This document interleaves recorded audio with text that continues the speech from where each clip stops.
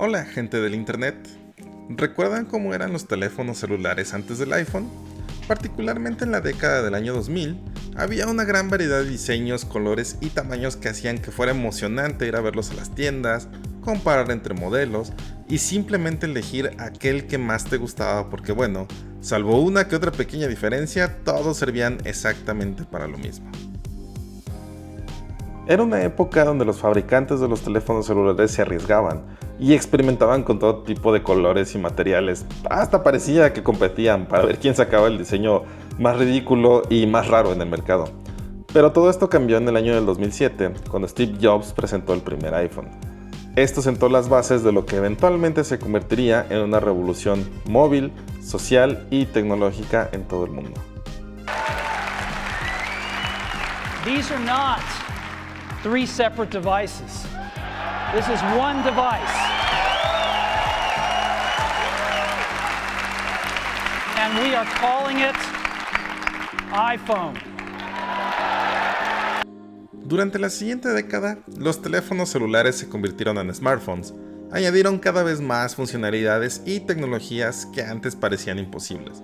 Cámaras de alta resolución, sensores digitales, procesadores igual de poderosos que los de una computadora, conectividad en prácticamente cualquier parte del mundo y suficiente autonomía como para 1 o 2 días de uso constante. Sin embargo, pareciera que durante los últimos 3 o 4 años los smartphones se han quedado estancados en cuanto a innovación se refiere. Por supuesto, si nos ponemos muy técnicos, todavía podemos encontrar algunas diferencias y algunas innovaciones notables en diferentes modelos entre iPhones y Androids, pero a un nivel más general, prácticamente cualquier teléfono ya ofrece lo mismo. Un sistema operativo conocido, una buena cámara, suficiente capacidad, suficiente conectividad y suficiente autonomía para el día a día. Es más, si comparamos el diseño de los smartphones más conocidos en la actualidad, son prácticamente iguales, así que ¿qué pasó con la variedad? ¿Qué pasó con el colorido de inicios de siglo? ¿Por qué las empresas ya no se atreven a experimentar tanto como antes?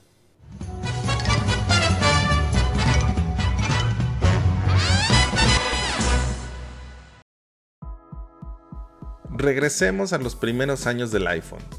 En julio de 2008, Steve Jobs anunció la creación de la App Store, una tienda de aplicaciones donde cualquier desarrollador podía construir sus propias apps para el iPhone y ofrecerlas al público, ya sea gratis o con algún costo. Esto no solo ayudó a que el iPhone se popularizara en todo el mundo y sus ventas crecieran por millones, sino que también permitió a otras personas generar su propio negocio digital. Incluso compañías enteras se establecieron y aún se mantienen gracias a ello.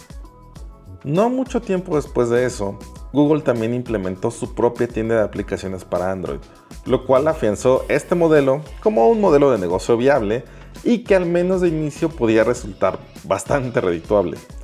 Y bueno, ¿qué tiene que ver todo esto con que los celulares ya sean muy aburridos? Al principio era muy divertido bajar aplicaciones que literalmente no hacían nada porque todo era novedad. Por ejemplo, ¿se acuerdan de aquella aplicación que hacía parecer que tomabas una cerveza? ¿O de aquella aplicación oficial de Shrek que solo reproducía sonidos y no hacía absolutamente nada más? Nos parecía bastante novedoso en ese entonces, pero con el paso de los años, esa emoción se fue desvaneciendo al mismo tiempo que los negocios de aplicaciones digitales se iban estableciendo. Y eso no es todo. Conforme los smartphones se volvieron más y más accesibles para todos, también comenzaron a convertirse en herramientas de trabajo. No solo para los que nos dedicamos a esto de las tecnologías de la información, sino para una gran cantidad de trabajos de oficina y trabajos similares. Programas y paqueterías que antes solo podías utilizar estando sentado en tu computadora en tu escritorio, comenzaron a ser desarrollados e implementados en dispositivos móviles, por lo que ahora no solo utilizamos nuestros teléfonos para distraernos, sino también para trabajar. Creo que ya más o menos te estás dando una idea de hacia dónde voy con esto. A diferencia del año 2000, donde las empresas podían experimentar con diferentes tamaños, colores, materiales y formas, en la actualidad ya no es posible hacerlo tanto debido a que los nuevos teléfonos deben cumplir con un mínimo de requisitos, no solo técnicos, sino de usabilidad para, ser compatibles con este enorme ecosistema de aplicaciones, tanto para Android como para iPhone. Si antes lo único que necesitabas era que tu teléfono hiciera llamadas y mandara mensajes de texto, ahora es indispensable que un smartphone sea compatible con esos cientos de miles de programas y sistemas, lo cual pues dificulta la posibilidad de seguir experimentando. Durante los 80s, 90s e inicio de los 2000s, usar una computadora era cosa de nerds. Bueno, todavía lo es y por eso aquí me tienen.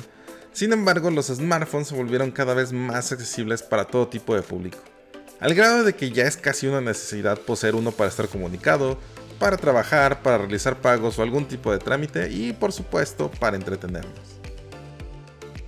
Y esto fue diseñado así desde el principio. Steve Jobs y Apple no diseñaron el iPhone para los nerds como tu inseguro servidor, sino para que cualquier persona pudiera entender cómo se utiliza de la manera más fácil e intuitiva posible. ¿Y cómo lograron eso? Bueno, una integración perfecta entre lo que permitía hacer el aparato físicamente y lo que permitía hacer digitalmente, el hardware y el software en términos computacionales. ¿Recuerdas cómo se veía el sistema operativo del iPhone en sus primeras versiones? Iconos, texturas e interacciones que eran exactamente iguales a las de la vida real. A este tipo de interfaz se le conoce como esquemorfismo, y a diferencia de la curva de aprendizaje que uno debía de superar para usar una computadora, los primeros smartphones eran extremadamente fácil de entender debido a esta semejanza con elementos físicos de la vida real. Esto no hubiera sido posible si, por ejemplo, la pantalla no tuviera la capacidad de reconocer tantos gestos utilizando los dedos, o si el sistema no fuera lo suficientemente poderoso como para ofrecer esas animaciones tan fluidas y naturales. Esto es justamente lo que conocemos como accesibilidad. No necesitas ser un ingeniero en computación para saber cómo utilizar un smartphone, y es en buena parte por lo cual los smartphones se volvieron tan populares y que ciertamente cambiaron a nuestra sociedad para siempre. Hay mucha gente que se sorprende de que un niño de 4 o 5 años sepa utilizar un iPad o un iPhone, por ejemplo. Del famoso, ay, es que ya nacen con otro chip. Bueno, déjenme decirles, señoras de todo México, que si bien es algo sorprendente para nosotros que pues ya estamos un poquito más viejos, la realidad es que bueno, estos aparatos fueron diseñados así desde el principio, prácticamente para que hasta un niño pequeño de 4 o 5 años pudiera utilizarlo sin tanto problema. Perdón por arruinarles la ilusión, pero así es la cosa. Si comparas la manera en que se usaban los primeros smartphones a como los usamos actualmente, pues seguimos exactamente igual. Por supuesto, ha habido algunos avances como los asistentes de voz, pero mayormente seguimos usando los dedos para interactuar con la pantalla, y estamos acostumbrados a que las apps y los sistemas operativos funcionen de cierta manera. Si hemos hecho esto durante los últimos 14 años, es entendible que pocas empresas se atrevan a querer cambiar este paradigma. Viéndolo desde esta perspectiva, siempre es bueno que la tecnología sea cada vez más accesible para todo tipo de personas, pero esto también limita mucho la creatividad y sobre todo la posibilidad de experimentación. Estamos ya tan acostumbrados a la compatibilidad, accesibilidad y conveniencia de utilizar un smartphone que casi cualquier producto nuevo que no cumpla con alguna de estas características termina siendo un fracaso de ventas, lo cual también explicaría por qué muy pocos fabricantes se atreven a seguir experimentando. Pero, ¿eso significa que ya no hay innovación? ¿Se ha detenido? ¿Qué podemos esperar de los smartphones durante los próximos 4 o 5 años? Bueno, en una opinión muy personal, creo que los smartphones alcanzaron ya su apogeo hace algunos años.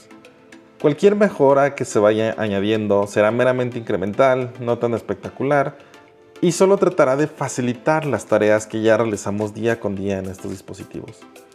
Sin embargo, vale la pena mirar más allá de los teléfonos móviles. Gracias a que estos aparatos son cada vez más potentes y autónomos, esto ha abierto la posibilidad de crear otros dispositivos que pudieran integrarse en nuestra vida diaria y que con base en la experimentación siguen tratando de encontrar su propio camino. Tecnología sustentable, tecnología vestible, tecnología de la salud y robótica son solo algunas de las áreas que siguen explorando su potencial, por lo que es altamente probable que empecemos a ver más y más dispositivos especializados en estas áreas, pero disponibles y accesibles para cualquiera de nosotros durante los próximos años. ¿Y tú qué opinas de todo este tema?